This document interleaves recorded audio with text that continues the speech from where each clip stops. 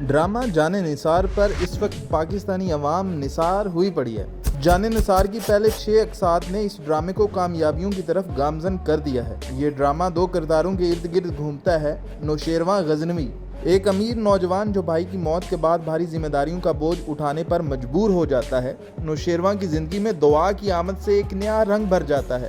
دعا ایک خوبصورت اور معصوم لڑکی جو معمولی پس منظر سے تعلق رکھتی ہے۔ اپنے والدین کے ساتھ 2 بہنوں کے ساتھ پرورش پانے والی دعا کی زندگی مشکلات سے بھری ہوتی ہے، لیکن نوشیروان سے ملنے کے بعد اس کی زندگی مکمل طور پر بدل جاتی ہے۔ دانش تیمور امیر شہزادہ شاپنگ مال پر جاتا ہے اور وہیں پر دعا یعنی کہ ہبہ بخاری 80,000 کا لہنگا سن کر بے ہوش ہونے والی ہوتی ہے، اور یہی ادا نوشیروان کو دیوانہ کر دیتی ہے۔ یہاں تک تو لگتا ہے کوئی پرانا ڈرامہ چل رہا ہے، اور پھر ایک اور کردار کی انٹری ہوتی ہے جسے دعا پسند کرتی ہے، لیکن کردار دعا کو حاصل نہیں، صرف فائدہ اٹھانا چاہ رہا ہوتا ہے۔ دعا کو فون کر کے کہتا ہے کہ میری ماں تم سے ملنا چاہتی ہے تاکہ شادی کے بارے میں بات کر سکے۔ بس یہ سننا تھا، دعا تو دیوانی ہو گئی، خوشی سے مسکراتی ہے، اور یہ مسکراہٹ نوشیروان دیکھ رہا ہوتا ہے اور واری صدقے جا رہا ہوتا ہے کہ دعا اسے دیکھ کر مسکرا رہی ہے، لیکن دعا تو کہیں اور گم ہوتی ہے۔ گھر میں سارے افراد شادی میں مصروف ہوتے ہیں، یہ دیکھ کر دعا اس لڑکے سے یعنی کہ اس کی ماں سے ملنے چلی جاتی ہے،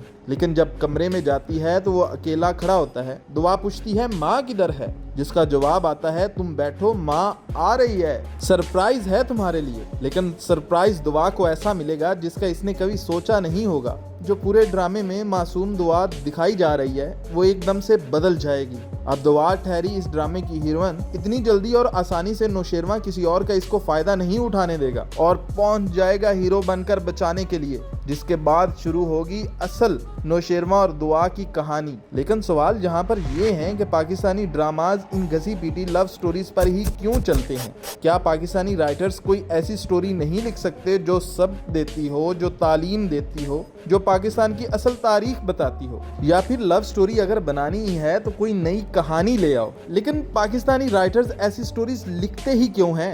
یہ سب اور مزید بہت کچھ ہم بتلائیں گے آپ کو اس ویڈیو میں، مگر اس سے پہلے فیس بک ویورز ہمارے پیج کو فالو اور لائک کر لیں، جبکہ یوٹیوب ویورز ہمارے چینل کو سبسکرائب کر کے گھنٹی بجا دیں۔ پاکستانی رائٹرز کو ایسا لگتا ہے کہ پاکستانی عوام صرف لو سٹوری ہی دیکھ سکتی ہے، وہی ڈرامے چل سکتے ہیں جس میں ہیرو بہت امیر ہو اور ہیروئن بہت غریب ہو، یا اگر کچھ تبدیلی لانی ہو تو لڑکی کو امیر اور لڑکے کو غریب بنا دو۔ بس یہی ہے کہانی پورے پاکستان کے ڈرامہ انڈسٹری کی۔ شاید یہ لوگ بھول گئے ہیں کہ ترک ارطغرل سیریز پاکستان میں کن بلندیوں پر گئی، لوگ کتنے دیوانے ہو گئے۔ صرف ارطغرل ہی نہیں، کئی ترکی ڈرامے جو آج بھی ٹرینڈنگ میں ہوتے ہیں، لیکن یہ سب ان رائٹرز کو کون بتائے، کون دکھائے؟ ان کو تو وہ ڈرامہ دکھانا ہوتا ہے جس کا حقیقت سے کوئی تعلق نہیں ہوتا۔ جان نثار میں بھی نوشیروان دعا کو اتنا ٹوٹ کر چاہے گا، پھر اس کی بے وفائی یا حقیقت سامنے آئے گی تو اسے سزا دے گا۔ بس اسی کہانی کے ارد گرد گھومتا رہے گا یہ ڈرامہ۔ اگر ایسا نہیں ہے تو آپ بھی یہ ڈرامہ دیکھ رہے ہیں اور ہماری بھی نظر ہے، ہم بھی ہر ایپیسوڈ کو ریویو کریں گے اور بتاتے رہیں گے کہ یہ ڈرامہ دوسرے ڈراموں سے کتنا مختلف ہے۔